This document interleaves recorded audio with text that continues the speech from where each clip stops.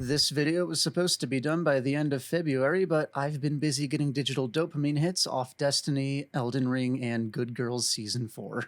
I'd apologize for the late upload, but considering I started working on my last video in 2020, this is record time for me. Now, I'd put up a poll on Twitter asking which game I should make a video about next, and Fallen Order won by a lot. So let's talk about Sifu, because this is my channel and I can do what I want. I'm still making the Fallen Order video because I'll be damned if I recorded over 150 gigabytes of footage for absolutely nothing. I just really want to talk about this game.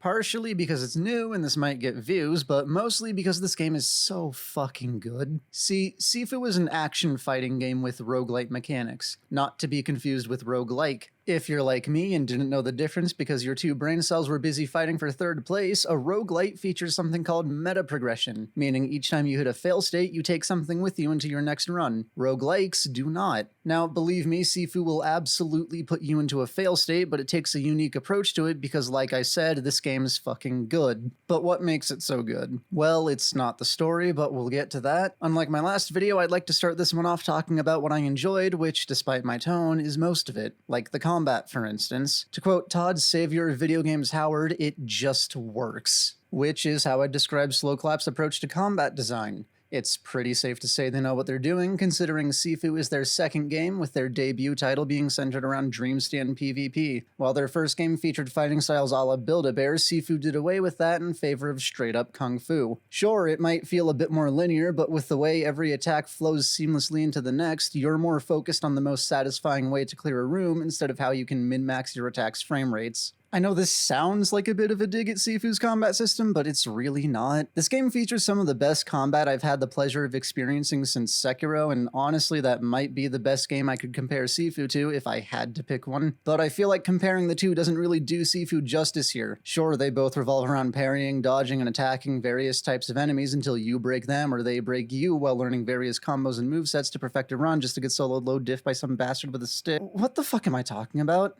Anyway, despite the obvious overlapping similarities between Sifu and literally any fighting game, this one's unique. Not in the way I was called unique in middle school, but in the way that makes it actually interesting. Sifu's main gimmick is its aging mechanic, which plays into the way you approach combat, keeping you engaged and actually thinking about what buttons you press and when to press them. See, every time you die, you can choose to come back to life, but slightly older. So naturally, this removes the stakes, since there's not much of a consequence, right? Wrong. This mechanic raises stakes higher than cows on a weed farm? Sure, you can come back to life, but like I said, every time you do, you come back a little bit older. You start the game at age 20, once you die, you come back at 21. But if you continue dying, the amount you age by keeps stacking to the point where you could age over 10 plus years on one death if you don't get good. And it's not like the game gets easier as you get older. Yeah, you do more damage every 10 years you age, but you have less total health as well. By the time you reach 70, you're essentially a glass cannon, throwing hands like Sakura, but taking them about as well as C previous. And once you die at 70, you're done. Back to square one, champ. But not all is lost. As I said earlier, Sifu is a roguelite and features that fancy thing called meta progression, meaning that any major items you found for your detective board are here to stay, and any skills you bothered to permanently unlock from the skill tree have been assigned their own brain cell, meaning the more you play, the better you get. Hopefully.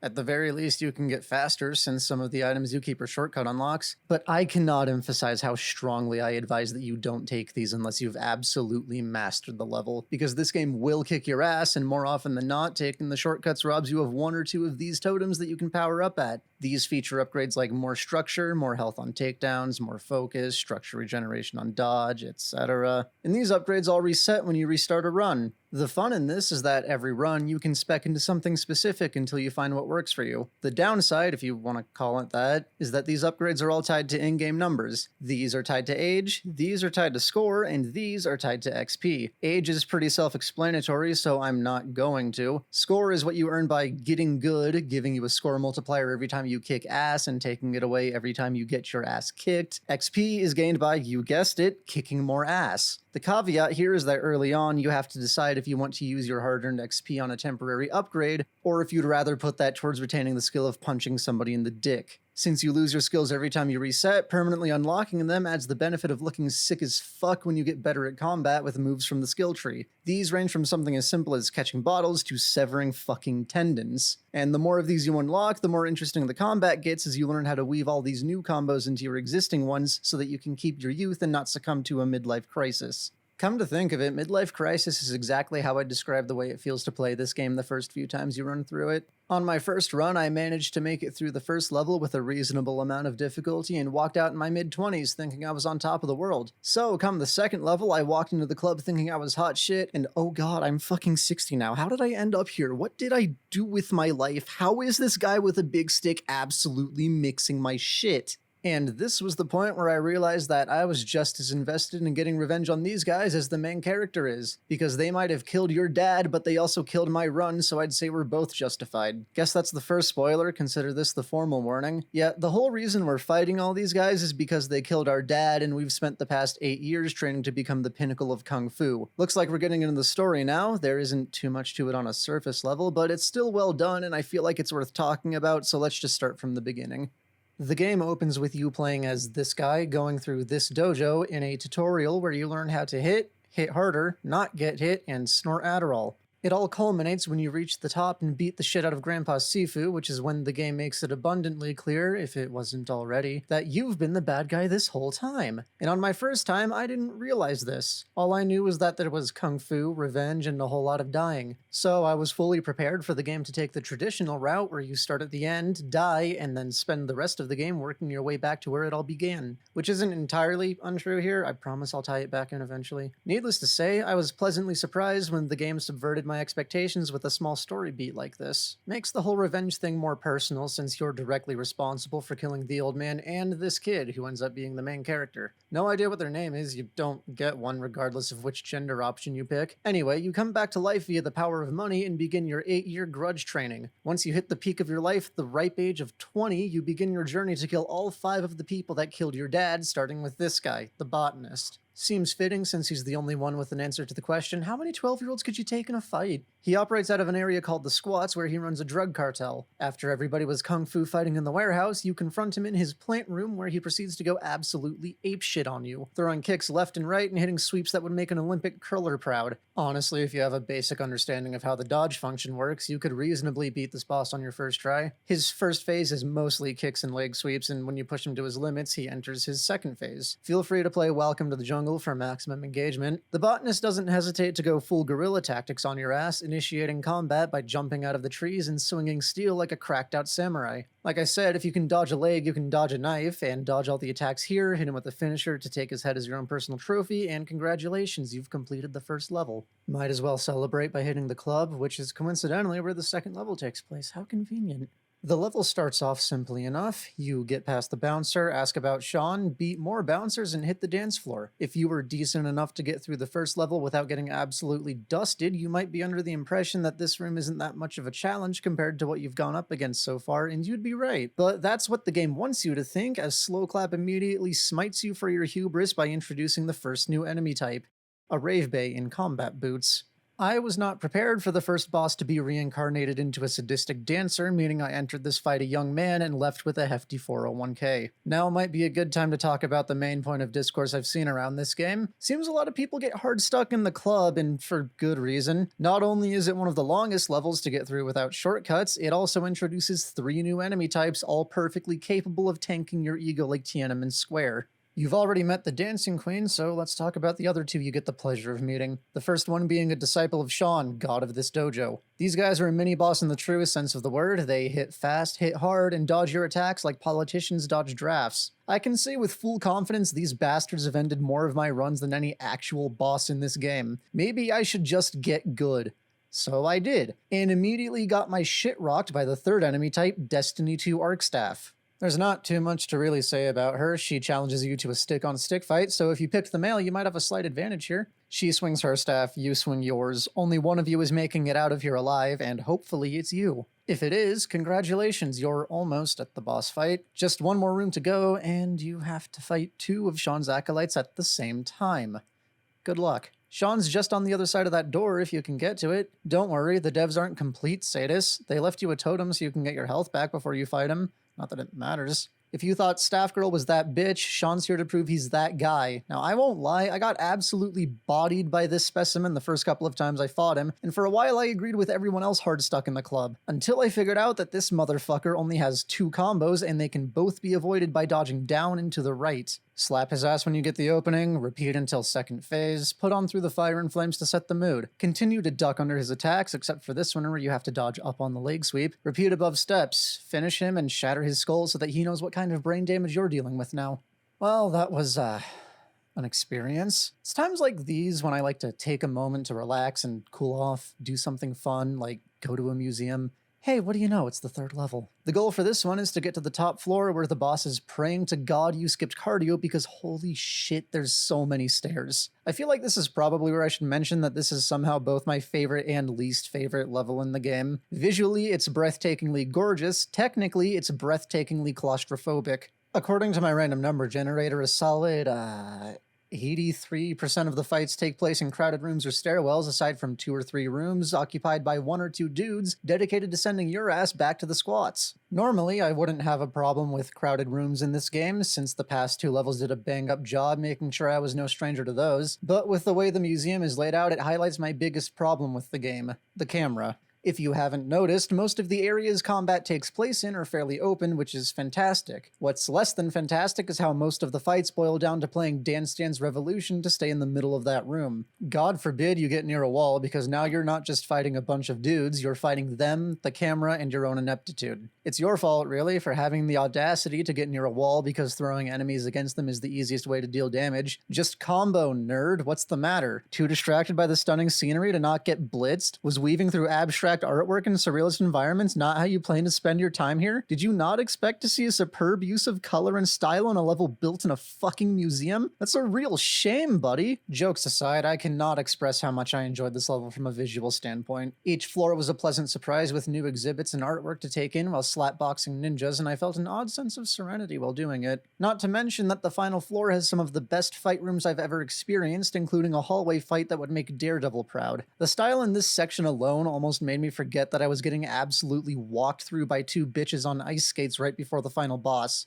Speaking of, I get the feeling that this was the boss Slowclap expected everybody to get hard stuck on, seeing as the final shortcut you unlock for the level is to the elevator, which takes you from the start of the mission directly to the boss room. No other level does this, and it sucks that this was the exception, since outside of the first time you run through, you can just bypass all the fantastic set pieces the museum has to offer. I suppose you could argue that the boss room is still visually interesting, but it feels a bit black and white compared to the vibrance of literally everything else. I don't really think the way the boss room looks was supposed to be the main focus though, since taking your eyes off the painted lady for more than a couple seconds will leave you looking like a human barcode. Her first phase has her using what I can only describe as big nunchucks with knives on the end, because I don't know what the proper name for this is. She swirls it around, performing sweeps and swings that can and will mix you like a Dairy Queen blizzard. I'd be lying if I said this boss phase didn't still give me trouble at the time of writing this, but that's all made up for by the second one being incredibly easy in comparison. If you've unlocked the skill to catch projectiles by this point, the entire portion of the fight goes from minorly challenging to downright trivial, since she spams throwing knives that you can just throw back at her. Sure, she occasionally closes the gap and tries to actually fight you, but all her attacks are parried pretty easily, and her 2 unblockables can be read like a Junie B. Jones book. Keep playing hot potato, stab her with her knives, let her bleed out in the snow, and move on with your life. Go outside, touch grass, get a job. Should be fairly easy, since the next target you're tracking down is the CEO. You waltz into the lobby and don't fight security. I mean, you can if you really want to, but they're not the easiest to take down, and I don't know about you, but I'd rather not get smoked right before a job application. If you'd rather take the civil approach, you can just walk into the elevator and absolutely obliterate your competition as soon as the doors close. You know, show the boss you're really about this. Step out of that elevator all confident and she just dips. She rings a bell and fucking dips.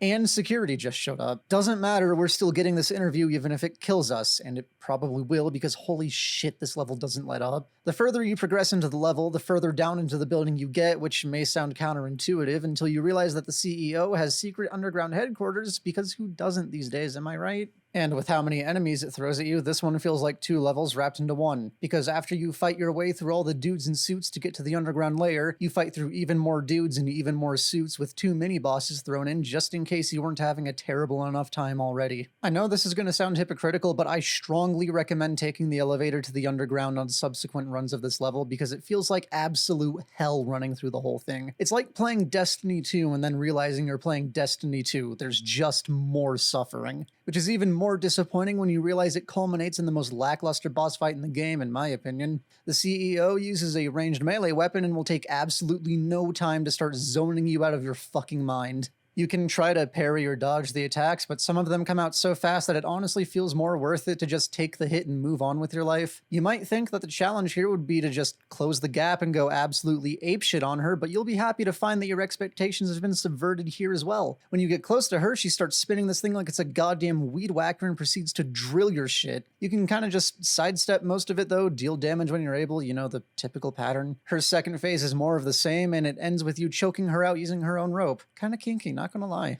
And now that you've successfully kicked Corporate's ass, it's time to go find Yang and finish this. The pretentious prick lives on top of a mountain in this spa resort because while you were getting ripped, he was getting his degree. The more you explore his resort, the more the game seems to be hinting at Yang essentially creating the Fountain of Youth from scratch, or at least that's what I'd gathered. It's never actually stated outright, but it's most definitely implied. The actual path to Yang is fairly short, yet challenging all the same, paved by one of each mini-boss that you've had the displeasure of facing up until this point. But, as with all levels in this game, I highly recommend exploring the area to its fullest extent before continuing so you can unlock shortcuts and also learn a bit more about the game's story through collectibles you pick up for your detective board. But if you decide that you'd rather just go beat the shit out of the guy that beat the shit out of your dad, by all means, go ahead. Fair warning though, Yang doesn't play nice. The man's downright brutal, crushing a canary in his hand just to bring it back to life to show you that he's God and he decides what lives and what dies. And you're his next demonstration. Saying that Yang is a test of all the abilities you've learned up until this point would be an understatement. Most of his attacks are unblockables, and the ones that aren't, you either parry or get 100 to 0'd in one combo. It feels even more insulting when he steps back into the middle of the room to let you catch a breath and asks what the hell you've been doing with your life for the past 8 years, because it's obviously not Kung Fu. If you manage to make it past his first phase, he knocks your ass back to the same yard that your dad got clapped in. Told you we'd get back here eventually. Now that you've gotten Yang's attention, he dials it up to 11. Longer combos, structure-shattering attacks, and the most disrespectful beatdown since Thanos dropped a moon on Tony Stark. If you manage to scrap your way through the second phase, you're rewarded with the sweet, sweet vengeance of putting Yang in the same dirt that he put your dad in.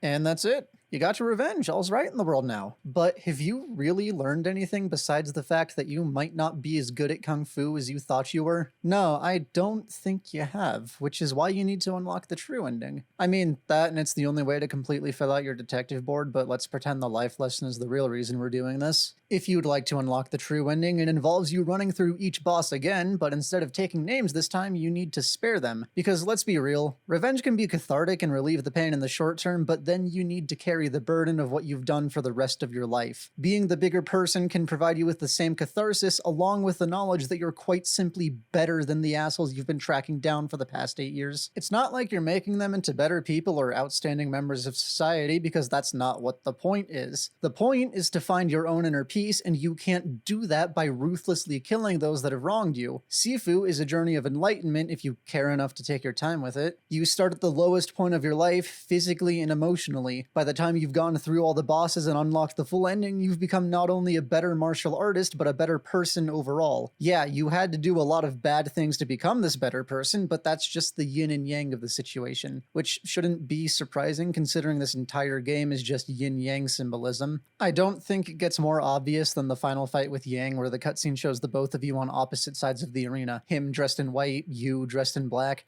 Oh my god, his name is literally Yang. How the fuck was this not obvious? Yes, I'm going to talk about symbolism. No, I'm not going to apologize for it. I feel like symbolism gets shit on so much because it's pretty easy to dismiss it as high school English teachers being pretentious. There's the classic, oh yes, the author made these curtains blue to symbolize the depression. Why can't the curtains just be blue, bro? And I'm so fucking tired of it. You could say I chose the name Phoenix because even if life absolutely kicks the shit out of me, I can just come back better, but I just think Firebird cool. It is so easy to say you're reading too much into things that aren't even there if there's no context or evidence to back it up, and that just sucks, man. Because when symbolism is done right, it's such a good literary device, and I think Sifu does a lot of things right with theirs. I hope.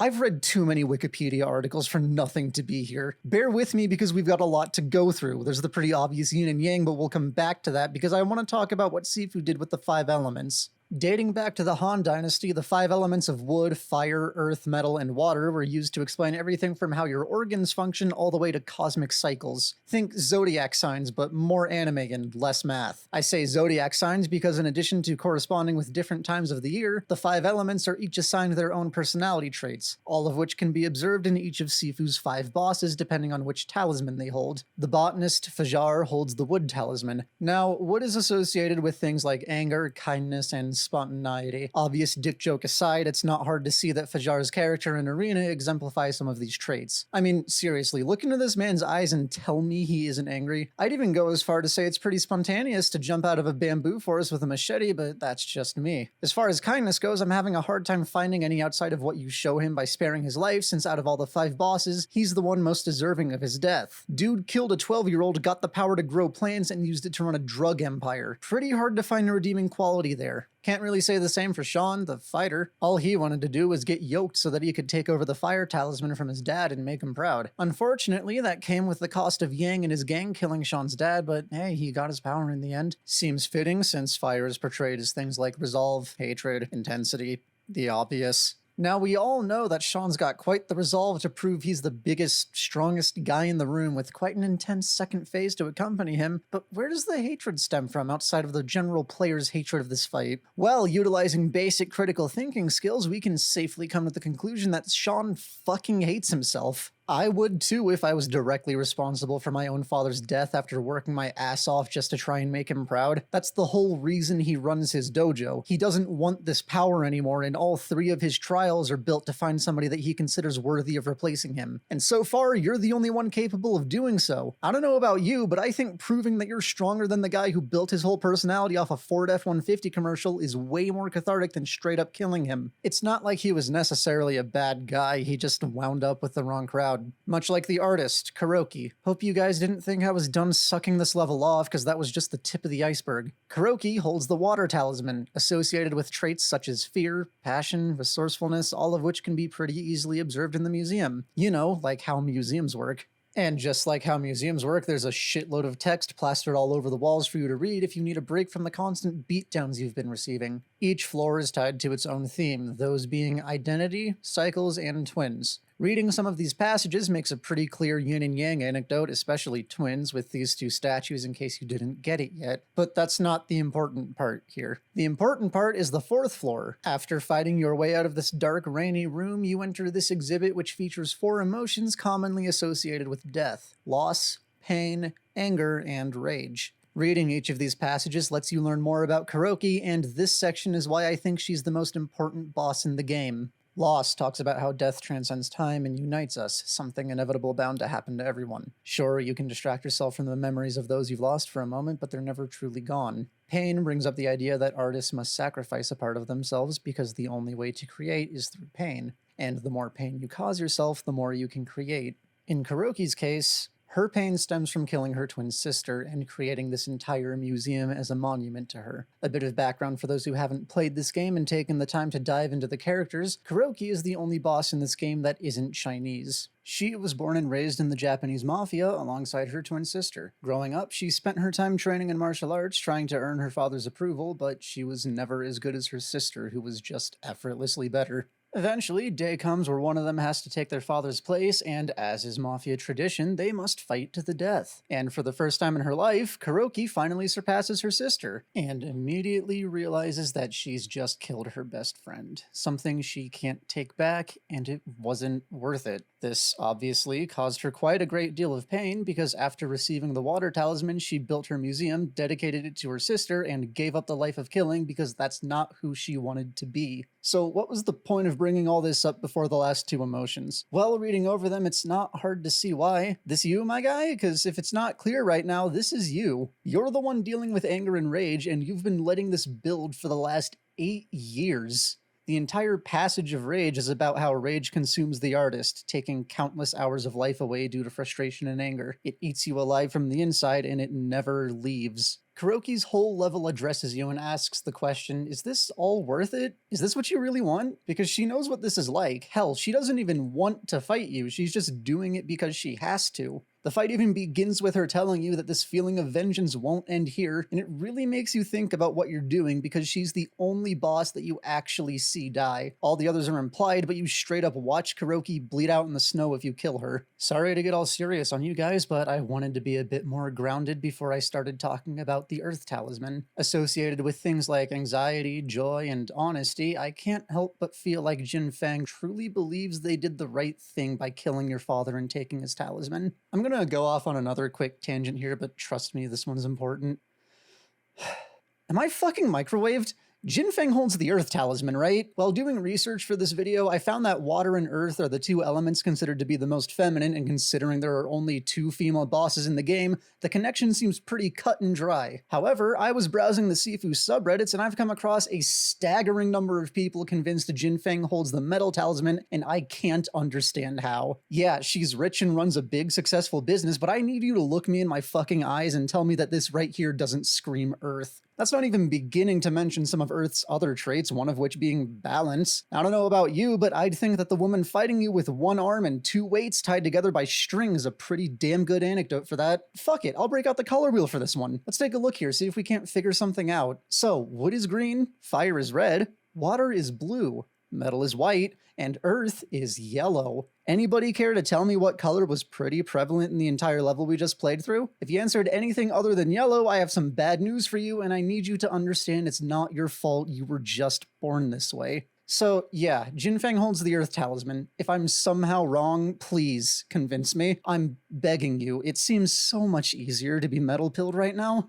Right, now, what was I talking about? Yeah, how this level relates to Earth outside of, the obvious. Well, as far as joy goes, I can't really say this level brought me any outside of when it ended. Anxiety, on the other hand, that's pretty bountiful. A lot of the fights here involve you getting ganked in tight spaces while jumping between elevator shafts, eventually plummeting to the underground where the truth is all revealed to you. You find out Jin Fang had offered up her tower as a meeting place for the Yang Gang, and this is where they'd been planning their whole scheme. You're forced to accept that everything that happened was all planned and thought through, and this was the way it had to happen. And let that sink in as you delve deeper, enveloping yourself in darkness as you confront Jin Fang. The entire level just exudes anxiety, and I hate that it works so well. Jin Fang is my least favorite character here, but her fight is up there with Kuroki's in terms of importance. This one hits you with some real moral problems, posing the question, is it okay to kill people doing pretty good things just because they once did some pretty bad things? I'm sure there's a way I can make that sound more philosophical, but this is already going on long enough, so let's just move on. Which means we finally get to talk about Yang, the man with the plan and lightning-fast hands. Rocking the metal talisman, Yang symbolizes the traits of grief, bravery, and rationality. Say what you will, but it takes quite a bit of bravery to kill your master, or father. I think Yang is your brother, but I can't tell if it's by blood or by bro code. That's besides the point. You probably just want to hear where the grief and rationality come into play here. Well, turns out Yang had some pretty solid motives for doing what he did. Apparently, when you bring all the talismans together, you can create some pretty powerful medicine that kinda seems like it cheats death from what I gathered by exploring his spa resort. So why did Yang want to play God? Well, as is the motivation for any common man, he did it for the girl. More specifically, his wife, who died prior to this game taking place. In a state of grief and rage, Yang approached your dad and asked him for his talisman in order to try and save her, and when denied, he returned with his group and killed him, taking the talisman and spending the next 8 years building up his magic hospital in the mountains. He wasn't able to save the one he loved, so he vowed to help as many people as he could to keep this from happening to anyone else. And here comes some kid with an 8-year-long grudge wanting to put a stop to that. But Yang stands his ground, putting up the fight of his life all the way until the bitter end. And it really is bitter because when you do kill Yang, you're flashed back to the night your dad was killed, placed in the same body you had as a child. really hammers home the point that despite all your training and physical progress, you still haven't grown at all in those 8 years, have you? You've learned nothing. So then what the fuck was this all for? Well, I said we'd get back to talking about yin and yang eventually, so here we are, I guess. For those unfamiliar, yin and yang is a concept constructed to explain the natural occurrences of duality in nature. Nowadays, it feels like it's been modernized down to black bad, white good, which isn't as racist as it sounds. This isn't necessarily wrong, but rather an oversimplified version of it. To get a little more complex, yin is seen as more of a passive energy, while yang is seen as more of an active energy. Think potential and kinetic if you're a big science guy. Only difference is it doesn't purely relate to energy or action. It can quite literally be anything, from something as simple to the shady side and sunny side of a hill, all the way to the dichotomy of a guy dressed in a bat costume fighting a clown. Nothing is off limits, and Sifu fully realizes that. Fair warning, this might be where I start to read too much into things that aren't really there, but I haven't had a good reach since 2010, so let me have this, okay? So, we've established that yin and yang is basically the concept of duality, but how does that apply to Sifu? Well, it kind of applies to everything, really. There's the pretty obvious surface level stuff like yang, or how each boss fight begins in a yin phase and transitions to a more active yang phase. Going slightly deeper, each level could be said to be in a constant yin-yang flow state by taking you from rooms where you fight dudes to rooms where you touch statues, back to rooms where you fight more dudes. Deeper still, each playthrough feels like a choice between yin or yang depending on whether or not you choose to spare the bosses or kill them. Yang would be your first playthrough, where you express all this pent-up emotion you've been holding to exact your revenge in the most brutal ways you're able to until you finish your quest and realize your life has been left unfulfilled and you're left with nothing, not even the knowledge that you've grown as a person because of this. Yin would be the true ending, the one where you've learned from your mistakes and accepted the past for what it is, sparing the lives of all these people not because it's the right thing to do, but because you don't need to kill them. Collecting these talismans and bringing the 5 elements together in order to achieve harmony. And when you spare Yang, rather than being reminded of that one fateful night all those years ago, you're transported to this beautiful mountain vista overlooking the world. And as you reach the top and reflect on the journey to get here, you close your eyes and for what feels like the first time in forever, breathe. Like I said earlier, Sifu is a game about enlightenment, learning to accept the past as the past and becoming a better person because of it. It's an anecdote for Feng Shui if you think about it. No, Feng Shui isn't just that thing grandma used to rationalize rearranging the living room, it's ancient Chinese geomancy. I'm being serious. The original use of it was to harmonize individuals with the energy of their environment because these energies could lead to foreign concepts like wealth, happiness, long life, all the things your typical college student couldn't even begin to imagine. It's basically the science of good vibes, alright? And you wanna guess what 2 things play major roles in Feng Shui? That's right, yin yang and the 5 fucking elements, baby! Turns out when you balance the 5 elements as well as your yin and yang energy, you balance your body, harmonizing it, if you will. Finally learning to be at peace, and isn't that what life's all about? Finding peace? Achieving happiness? I don't know, man. Check out this sick fucking combo. Look, I can't tell you if Sifu is this super deep spiritual journey that I've talked it up to be. That's up to you to decide. I really think there's something here for everybody if you take the time to find it, so is this game worth it? Yeah, I think so. It's permanently $40, so it's practically always on sale anyway. Might as well give it a shot. So what would that be, like a 9? Yeah, I think a 9's fair. Oh, and I've got one more thing to leave you guys with. The only reason Sifu is a roguelite is because the genre naturally falls into the yin-yang flow state.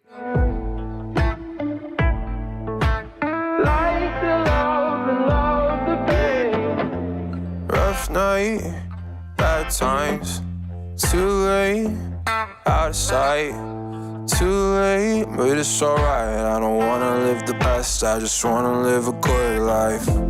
Brooklyn, street lights, got in a fight, but it's alright.